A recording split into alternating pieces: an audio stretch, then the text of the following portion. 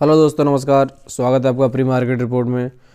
कल market 40 point की gap up opening के साथ 21,747 पर खुला और उसी समय ओपनिंग होते ही समय 21,763 का हाई बनाया और लास्ट तक गिरता रहा। लास्ट तक धीरे धीरे एक दो बार उसने बीच में उल्लू बनाने की कोशिश करी कि कैसे ही मार्केट में लोग समझें कि नहीं, ऐसा नहीं है, गिरावट ख़त्म और फिर से मार्केट भागेगा, और लगातार गिरता रहा। लास्ट में 21,492 का लो बनाया और उसी के आसपास 21,513 पर बंद हुआ। 0.91% की 197 पॉइंट की गिरावट के साथ। दोस्तों, कल बड़े हुए शेयर थे Adani Ports, SCL tech, ONGC, Hero MotoCorp और NTPC। सबसे ज़्यादा गिरा था UPL 3.5%, SBI 2.33%, SBI life insurance 2.28%, Divis Lab, Britannia, ITC, Nestle. दोस्तों, गिफ्ट निफ्टी 21,703 पर कल बंद हुआ 126 पॉइंट की बढ़त के बाद। यानी कि जो गिरावट है वो केवल बेवकूफ़ बनाने वाली बात थी, वो केवल कल के लिए थी। निश्चित तौर पर आज गैप अप होने की उम्मीद है, क्योंकि गिफ्ट निफ्टी 126 पॉइंट बढ़कर बंद हुआ है। FII DII की बात करें तो कल FII ने 16 करोड़ की खरीदारी की, DII ने 156 करोड़ की खरीदारी की। दोस्तों, इन दोनों ने तो खरीदारी की। कौन है जो इतना माल बेच गया कि 200 पॉइंट मार्केट गिर गया? और FII और DII ने खरीदारी कर रखी है। ये जो गेम चल रहा है ना मार्केट में, ये जो रिटेलर गेम कर रहे हैं। पहले FII और DII मार्केट को करते थे कंट्रोल, इस समय रिटेलर कंट्रोल किए हुए हैं। मार्केट रिटेलर्स के हाथ में है पूरी तरह से। मार्केट मूड इंडेक्स भी 60 पर आ गया एकदम से। 70 से यहाँ 70 पर था, 70 से ऊपर ही था, उसके बाद तुरंत ही 60 पे आ गया है, ग्रिड में पहुंच गया है। एक दिन की गिरावट के साथ ही मार्केट मूड इंडेक्स में इतना बड़ा फॉल। दोस्तों, यहाँ देखिए खेल। डाउ जोन्स 216 पॉइंट बढ़कर बंद हुआ। S&P 500 66 पॉइंट बढ़कर यानी कि 1.41% बढ़कर बंद हुआ। नेस्डेक 2.2% बढ़कर बंद हुआ। स्मॉल कैप 2000 1.72% बढ़कर बंद हुआ। यानी कि अमेरिकी बाजार में भयंकर तेजी, देखिए 2% की तेजी चल रही है इधर मार्केट में, और अपना मार्केट उधर गिर रहा है। तो सीधी सी बात है कि ये कोई गिरावट नहीं है, बस रूटीन गिरावट थी। मार्केट का रिवर्सल नहीं कहा जा सकता, ये रिवर्सल नहीं है और मार्केट फिर से भागेगा। मैं US फ्यूचर्स रेड में बंद हुए, वो तो कोई ख़ास बात नहीं, इतनी तेज़ भागे कल तो थोड़े हाँप गए होंगे ना। तो जब हाँप जाता है आदमी तो थोड़ा धीरे चलने लगता है।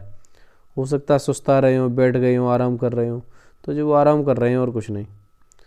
वहीं अपना RSI 61 आ गया एकदम। कहाँ ओवरबॉट में चल रहा था 70 के आसपास, और वहाँ से सीधा 61 पे आ गया है। तो ये भी जो है एकदम से ऊपर नीचे धड़ाम होता है। कितने बड़े बड़े बम्प लगा रहा है ये, देखिए जैसे जिग बना रहा है ये फिर ये जिग बना रहा है। ये भी जो है कहने को तो बिक्स इस समय 12-13 का चल रहा है, लेकिन RSI देखो, मार्केट मूड इंडेक्स देखो, कैंडल्स देखो, तो ये सब जो है जिग बना रही हैं। पूरी तरह से मार्केट ने बेवकूफ़ बनाया हुआ है। और मैं कैंडल देखिए आज की, कैंडल तो नहीं, कैंडला बना हुआ है, कैंडला, ऐसे कैंडल नहीं कहेंगे। 3 दिन की जो बढ़त थी, 3 दिन नहीं 2 दिन की बढ़त थी, और एक ही रेड कैंडल बनी थी, वो तीनों कवर कर ली। उसमें ये जो गैप था ना, ये मार्केट गिरा और उस केवल गैप को छोड़ने के लिए गिरा।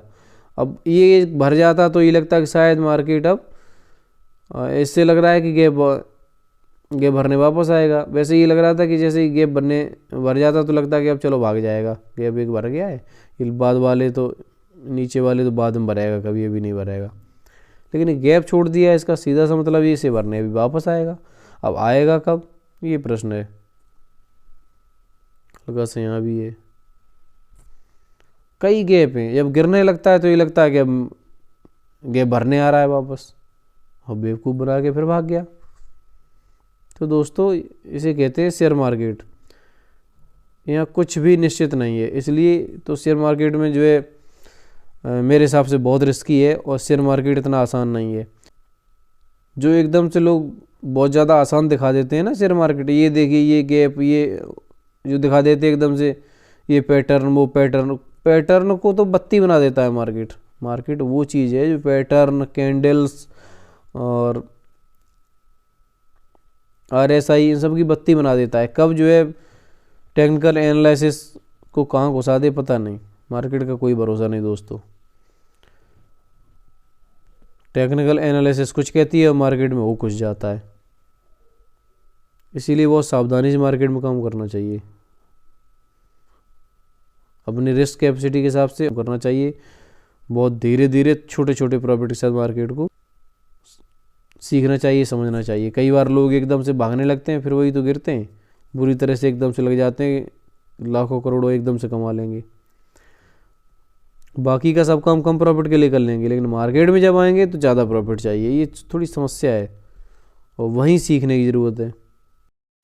तो दोस्तों, जैसा कि मैंने पिछले वीडियो में बताया था निफ्टी 20 के बारे में, और बताया था कि ETF में किस तरह से निवेश करते हैं और क्या स्ट्रेटजी लगाते हैं, तो उसका एग्जाम्पल दिखाने के लिए मैंने कल निफ्टी 20 की शुरुआत करी।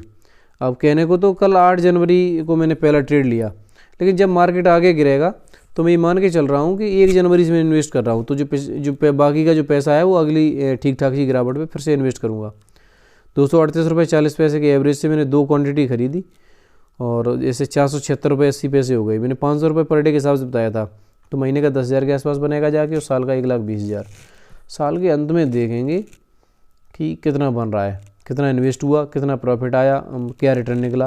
लोगों को जो वीडियो देता हूँ ना, उससे ही मोटिवेशन भी मिलता है, बताता आप लोगों को, और खुद के लिए भी वही एग्जाम्पल सेट करता दिखाने के लिए करना होता है। तो क्या है ना कि वो सिखाना क्या कि मैं खुद ना करूँ और आप लोगों को बताता फिरूँ। तो वो शुरुआत भी हो गई इस तरह से बहाने से, और आप लोगों के लिए एग्जाम्पल भी हो गया। तो अब जब भी ठीक ठाक से गिरावट आएगी तो उस दिन और इन्वेस्ट कर दूंगा,